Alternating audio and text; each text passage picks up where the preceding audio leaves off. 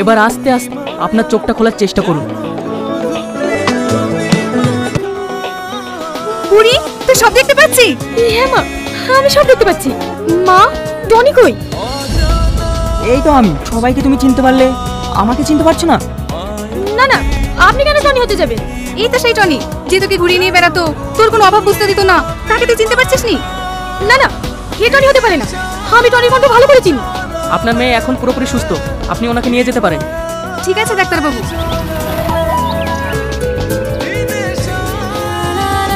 দাদা, আমাদেরকে ফুচকা দিন। ঠিক আছে, দিচ্ছি। কি ব্যাপার, এভাবে কি দেখছো? খাও, দেখো খুব ভালো ফুচকা। আগে তুমি খাও। আচ্ছা, তুমি সবসময় আমাকে প্রথমে খাও। তুমি প্রথমে খেয়েও তো আমাকে খাওয়াতে পারো। আরে পাগলি, তুমি যখন খাও না, তোমার মুখের দিকে তাকিয়ে আমার মন ভরে যায়। কি হলো, কি ভাবছো? এদিকে আমার অনেকগুলো ফুচকা খাওয়া গেল, আর তুমি তো এখনো শুরুই করোনি। খাও। হ্যাঁ, খাচ্ছি।